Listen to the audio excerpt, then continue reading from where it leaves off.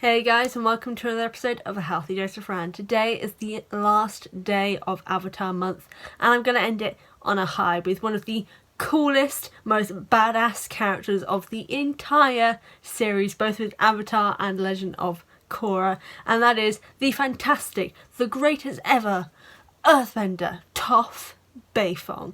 But what I'll be talking about today is not only how she is an amazing character and an amazing person, but one of the biggest struggles that she had as a character and how she moved on from this. So today I'll be talking about Toph and the importance of acceptance.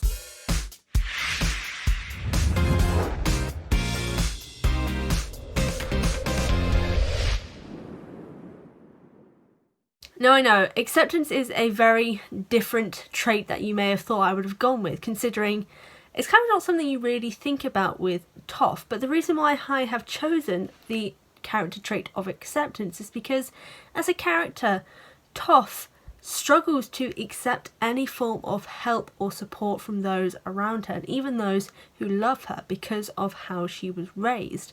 And as such, throughout this series when she is introduced, she will reject any form and go out of her way to prove her worth, often putting herself in actual danger.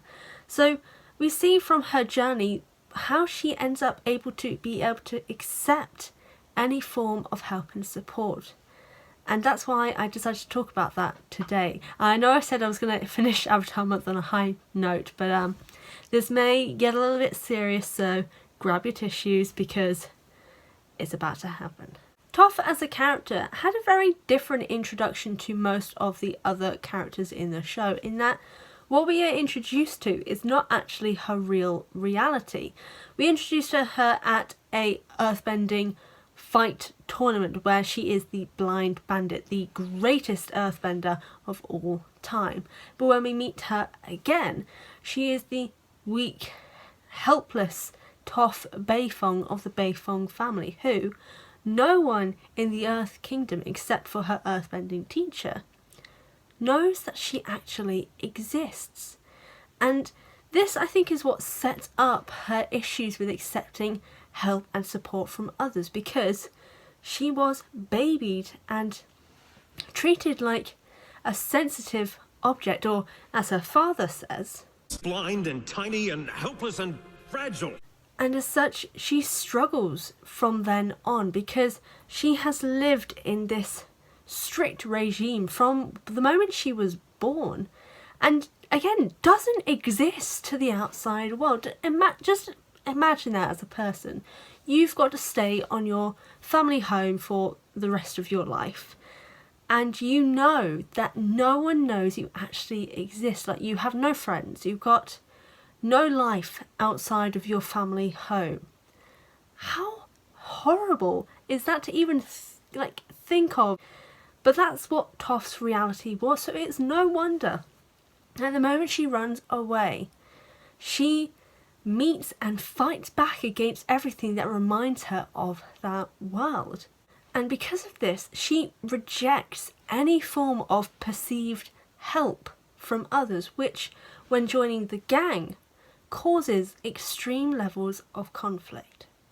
Toph struggled accepting help in any form, whether it be working in a team, as she could carry her own weight, or going out of her way to prove that she could and can go it alone, like scamming the local market with her tricks and not knowing when to stop to prove a point.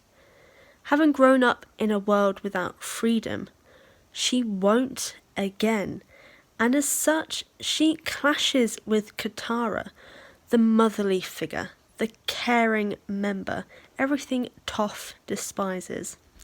But as time goes on, she realises that actually she's compassionate and kind, and she actually cares about me. You know, the real me. Now, like most characters in the show, Toph does improve her ways of thinking. Yes, we see her struggling both in book 2 and book 3, and out of all the other characters she does have a shorter time to have this arc, and as such possibly with her being the youngest as well, is less likely to be able to accept things a lot easier. And she grew up in said life for such a long period of her life that it's going to take a lot longer for her to be able to accept help and accept that it is not a weakness to accept help and support, that your friends are there to do these things. This is what a friendship is all about. You support, help and love each other and treat each other as equals, which is something Toph herself has never experienced because of her home life.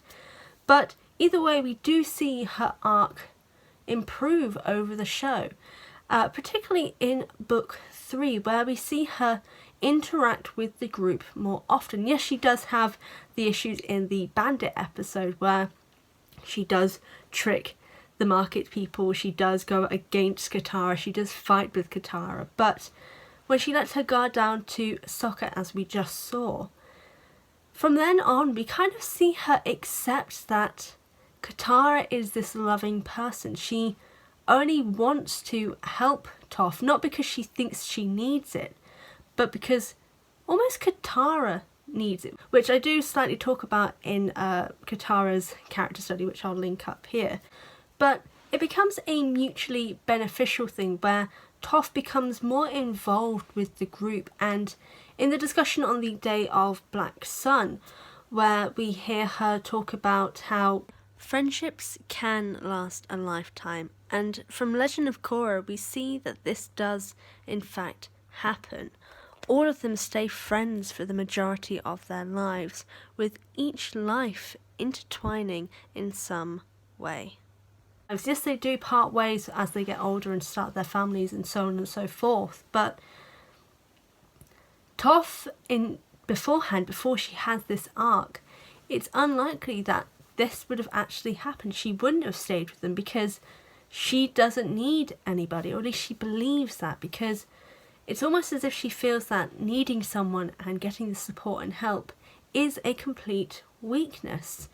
But again, we see this change. We see her accept help and accept kindness from Katara and from Sokka, and her relationship with Aang is always more of the teacher-student capacity, but they joke together, they enjoy each other's company at the same time. And later with Zuko as well, she bonds with Zuko before anyone else, mainly because they don't have that history that Zuko has with the others. And I think this was a really great thing to see, because Toph's whole character and her whole problem, so to speak, was that from her teachings and from the way in which she was raised by her parents, she had no freedom, she had no life, she didn't exist outside of her home world.